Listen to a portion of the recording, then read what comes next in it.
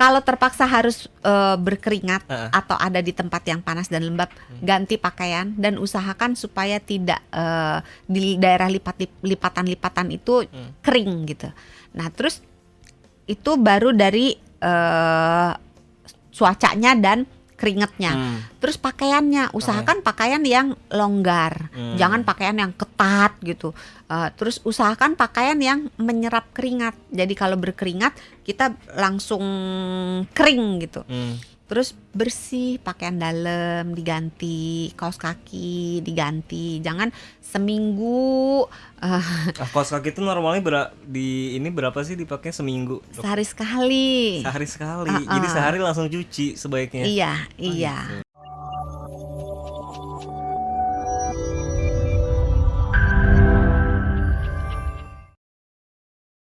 Sebenarnya jamur itu ada di dalam kulit sebutnya dalam atau permukaan atau gimana? Di atas kulit. Di atas, berarti di atas permukaan ya. Jamur itu sebenarnya juga hinggap di permukaan kulit, adalah hal yang normal kalau jumlahnya dalam batas yang wajar gitu ya. Iya, jadi baik jamur, baik virus, baik bakteri, ada yang memang tidak seharusnya ada di kulit kita. Ketika dia datang jadi penyakit, atau yang sebenarnya dia normal ada di kulit kita, tapi kalau dia tambah banyak dia jadi penyakit. Jadi ada dua. Penyebab jamurnya jadi makin banyak di atas kulit kita tuh gara-gara apa? Jorok. Iya, serat tuh. Joroknya apa nih? Joroknya kan joroknya banyak dong kalau jorok kan. Coba misalnya apa? Tebak. Apa ya? Jorok kalau kita habis dari luar nggak cuci tangan, cuci kaki. Iya, bisa termasuk salah satu. Karena beberapa spora dari jamur itu beberapa jenis ya. Ada yang dia hidupnya di tanah. Jadi kalau misalnya kita habis berkebun atau kita habis megang-megang tanah atau kita habis main di luar gitu kan, nggak cuci tangan bisa masuk ke dalam badan kita gitu. Jadi bersihkan tangan dan tubuh kalau habis berkontak atau tumbuhan gitu. Karena si spora jamur penyebab penyakit ini nggak cuma nempel di kulit, tapi juga dia bisa masuk ke dalam di bawah kulit, di bawah permukaan kulit kalau ada luka. Baik luka yang memang misalnya kita lagi garuk-garuk gitu, atau kita misalnya lagi berkebun, misalnya nanam mawar, ketusuk durinya gitu kan. Nah itu jadi luka terbuka sehingga si sporanya bisa masuk. Tapi kalau lukanya ditutupin plester? Nggak akan masuk ya. Makanya perawatan luka juga penting ketika kita akan melakukan pekerjaan yang berkaitan dengan tanah, kebun, dan binatang. Lukanya binatang juga bisa menularkan ke kita loh. Kalau dia ada sakit kulit, dia bisa nular ke kita. Gitu. Jadi kalau apalagi yang banyak melihara kucing tuh ya. Tapi kalau melihara kucing nih, tapi kucingnya ditaruh di luar, itu masih bisa ada kemungkinan nggak kalau bisa mentransfer jamur? Kalau kita nggak pegang dia enggak. Enggak. Tapi kalau kita pegang dia bisa sakit bisa enggak. Balik lagi tadi, kebun binatang kita bagus nggak? Kalau kebun binatang kita bagus, probiotiknya kuat, jumlahnya bagus, maka si yang masuk misalnya lewat kucing tersebut, misalnya jamur masuk ke kita, dengan segera akan dibereskan oleh si probiotik yang ada di kulit kita. Gitu. Tadi joroknya selain yang nggak cuci tangan atau nggak cuci kaki, apalagi? Biasa kan kalau abis olahraga tuh ya, langsung aja kan pulang gitu kan, kaosnya masih demek gitu kan, kalau pakaian dalamnya juga masih demek gitu, kaos kakinya juga masih demek. Atau misalnya nih kayak gini nih, habis hujan kan, kan banyak genangan air. Kadang-kadang kita udah menghindar pun karena genangan airnya luas banget gitu. Mau nggak mau kita nginjek juga karena kaki kita nggak cukup panjang untuk melompat melewati genangan air. Maka kaos kaki, sepatu kita basah gitu. Nah kalau kita berada dalam keadaan yang basah dalam jangka waktu yang agak lama, maka kemungkinan kena jamur di kaki muncul. Sekarang kita ke cara ini dok, pencegahannya nih. Pencegahannya gimana nih untuk tidak terkena penyakit-penyakit kulit? Intinya cara untuk menjaga kesehatan kulit ini gitu bisa tetap sehat. Iya, menghindari berada di tempat yang panas dan lembab menghindari aktivitas yang menyebabkan berkeringat. Kalau seandainya terpaksa harus, dokter gimana sih tempat kerja saya gerah banget, masa saya suruh nggak kerja gitu kan. Dokter saya kalau olahraga keringetan, berarti saya nggak usah olahraga. Iya, Nah gitu baru kan, mau bilang. udah tahu sebelum Sony ngomong aku udah tahu otaknya gitu. Akal bulus ya. Akal bulusnya tuh, jadi langsung di-cut aja gitu kan. Nah kalau terpaksa harus berkeringat atau ada di tempat yang panas dan lembab, ganti pakaian dan usahakan supaya tidak di daerah lipatan-lipatan itu kering gitu. Nah terus itu baru dari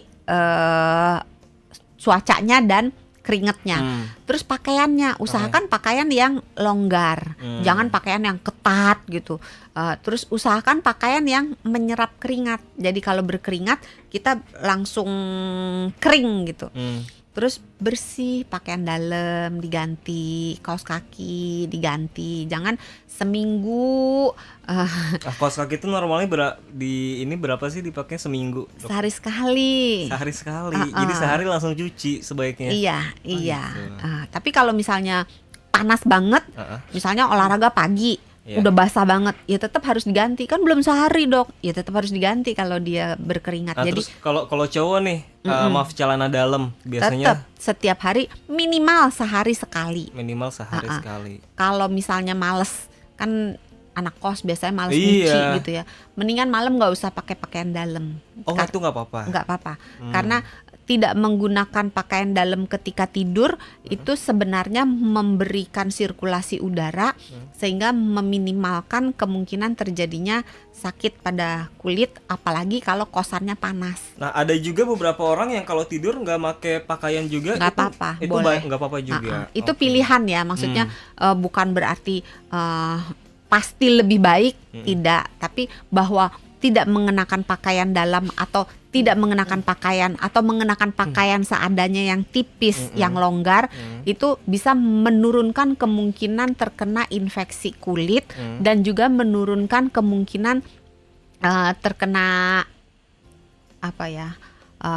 keputihan yang di area intim wanita itu akan turun kalau pakaian dalam ketika tidurnya longgar atau malah nggak pakai gitu. Nah ini satu lagi dok sebelum jeda, cara ini juga termasuk salah satu cara mencegah adalah dengan menjaga kasur juga ya dok ya. Nah itu juga kebersihan kan kadang kita suka bingung ya kalau ganti spray itu kira-kira berapa lama sih gitu. Apakah kita ganti spray kalau udah bau aja atau ada batasan waktunya sih? Seminggu paling nggak 1-2 kali. Seminggu jadi jangan sekali. Terus setiap kali akan dipakai dikebut karena kan ada kotoran, mungkin ada semut gitu kan, dibersihkan. Tapi kalau kita kena jamur itu harus diganti setiap hari. Kalau enggak susah sembuhnya. Oke, jadi ternyata spray, termasuk spray kasur, spray bantal, guling seminggu sekali harus ganti. Iya, seminggu sekali. Paling enggak ya itu udah bener-bener yang generous banget, yang baik banget ini. Kalau bisa seminggu 2 kali, kalau nggak bisa seminggu sekali. Maksudnya sembuh nanti bisa kena lagi, apakah perlu periksa lagi contohnya lab gitu dok? Iya.